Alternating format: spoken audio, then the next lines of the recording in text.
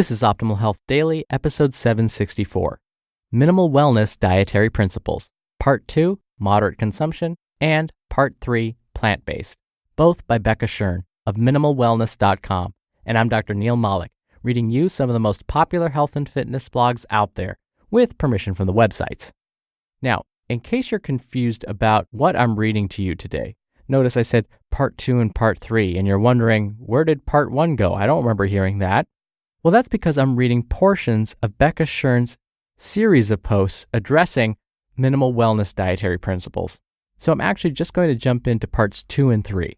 So if you're wondering about Part 1, I'm actually not going to read that for you, but you can definitely check it out at minimalwellness.com. But for now, let's get to Parts 2 and 3 today as we optimize your life. Minimal Wellness Dietary Principles, Part 2, Moderate Consumption, by Becca Shern of minimalwellness.com. This is the second post in a series addressing the fundamental minimal wellness dietary principles. We're using the framework of Michael Pollan's iconic dietary advice to eat food, not too much, mostly plants, to help guide the discussion. The second sentence in Pollan's guidance, not too much, is a loaded one in modern times. Our obesogenic environment encourages us to eat, drink, and imbibe around the clock, and the products that are endlessly pushed in our faces are almost categorically not nutritious. In fact, the Yale-Rudd Center for Food Policy and Obesity found that in 2012, the food and beverage industry spent $4.6 billion advertising fast food, while only spending $116 million advertising fruits and vegetables. Although adults can be fooled into thinking they aren't influenced by food marketing, spoiler alert, we all are, children and teens are especially vulnerable. And if you consider $4.6 billion on advertising to be a lot of money, consider that in 2009 and 2010, those same companies spent exponentially more, $58 and $40 billion respectively, lobbying against changes to food and nutrition policies and laws in the U.S. It would be irresponsible to not mention the influence of food politics in a discussion about diet. But food politics is an exceptionally vast topic, with brilliant minds already writing and researching about the issues. Needless to say, as evidenced by the vast sums of money spent lobbying in 2009 and 2010 by the food and beverage industry, the laws, policies, and guidelines related to nutrition on the national level are heavily influenced by corporations that only have one monetary bottom line. They don't care about your health. In fact, they make more money producing sugary, sodium-rich, and fat-laden products and by marketing, binging, and overconsumption as socially acceptable norms. If you can escape from or tune out the ever-presence of foods in our obesogenic environment and manage to eat on your own terms, you still have to eat an appropriate amount.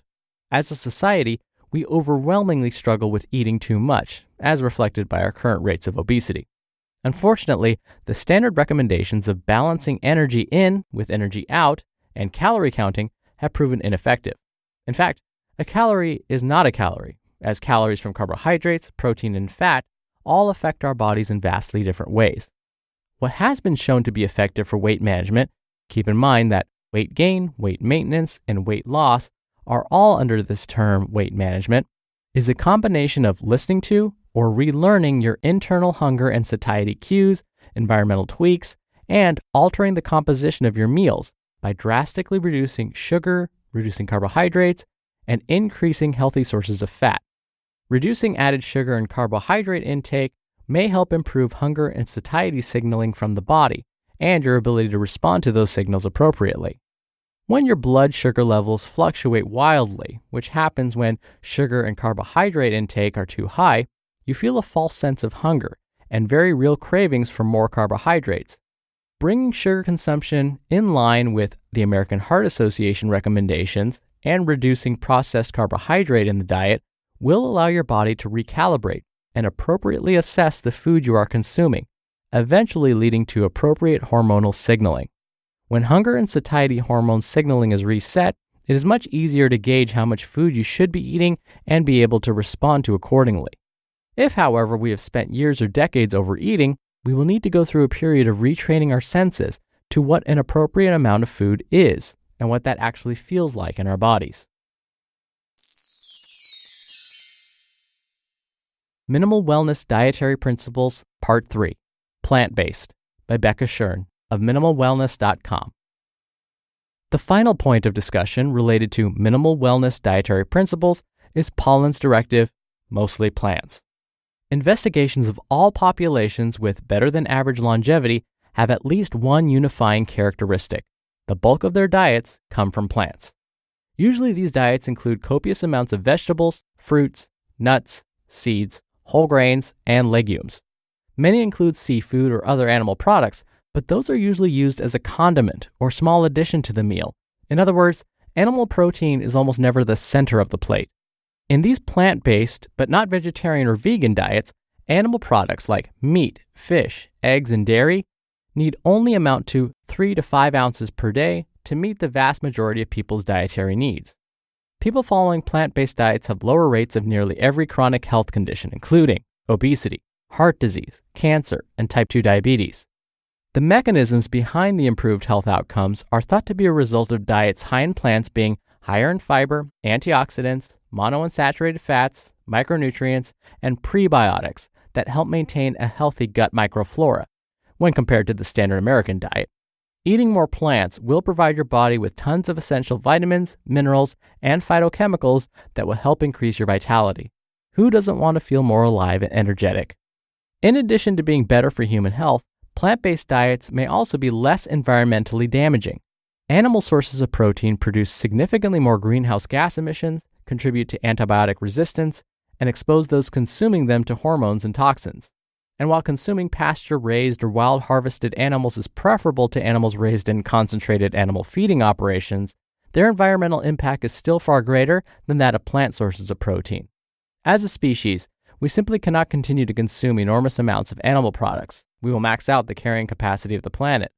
Therefore, we need to be far more thoughtful and deliberate about our animal product consumption and learn to treat high-quality animal proteins as a supplement to a diet rich in vegetables, fruit, nuts, seeds, legumes, and grains. You just listened to posts titled Minimal Wellness Dietary Principles, Part 2, Moderate Consumption, and Part 3, Plant-Based, both by Becca Shern of minimalwellness.com. Dr. Neal here for my commentary. It's true that when we look at the data, there seem to be some common factors when it comes to living your best life. In fact, a student asked me the other day, what one piece of dietary advice would you give to someone if you had to just pick one thing? And I said, eat 5 to 9 combined servings of fruits and vegetables every day. That's my one piece of advice for everyone. A diet consisting of at least 5 combined servings of fruits and vegetables every day seems to prevent quite a few diseases. Doesn't mean that you'll never get sick. It just means that you're playing the odds. You're helping yourself lower your risk for future disease. Now you may wonder, well, what about those studies that I'm hearing about, like the keto diet, where people seem to be doing just great on those and they don't seem to have any chronic disease? And that's filled with tons of animal protein, or things like Atkins and South Beach, or low-carb, high-protein diets. So what's the deal with those? Well, the problem is those studies are often short-term and they're performed in athletes. When we look at athletes in studies, well, athletes are basically a very specific subset of our population. So they're used to following very specific instructions and are able to stick to those instructions for long periods of time. Just like with their training regimens, they can do that with their diet too. They'll also push through and eat foods that maybe don't taste the best, but they'll still eat them because they know it's going to help their performance. Oh, and basically athletes are like our real versions of superheroes. Not everyone can be an athlete, and so we're dealing with people who are very special to begin with. And so what works for them may not work for the rest of us who aren't athletes.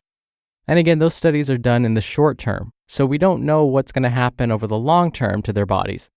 But when we look at fruit and vegetable consumption, we do have better studies that show that that seems to work over the long term in preventing many chronic diseases. But if you don't believe me, you can always look for yourself. Go to Google Scholar and do a quick search and look at studies showing the health effects of a plant-based diet versus high-protein diet, and you'll see the results come up. And you'll probably find there are a lot more studies supporting the idea of consuming more plant-based foods. Again, you don't have to be a vegetarian or a vegan, but if we could just increase those foods, we'll likely feel a lot better. All right, that'll do it for today. I'll be back here tomorrow for our usual Friday Q&A, so stay tuned for that, where your optimal life awaits. Hello, Life Optimizer. This is Justin Malik, creator and producer of this show and Optimal Living Daily, the brother podcast of this one. Literally, I'm Dr. Neil's brother. If you like the format of this show, you'll love Optimal Living Daily too, where I also read to you from blogs, but cover other topics like personal development, finance, and minimalism from bloggers like Derek Sivers, The Minimalists, Zen Habits, and many more. So for more amazing content read to you for free, come subscribe to Optimal Living Daily too, and together we'll optimize your life. You've been listening to Optimal Health Daily. Be sure to hit the subscribe button to stay up to date on each new episode, and head to oldpodcast.com. That's oldpodcast.com for a free gift, as well as more actionable tips and resources to help you maximize your potential. Thanks for joining us, and remember, your optimal life awaits.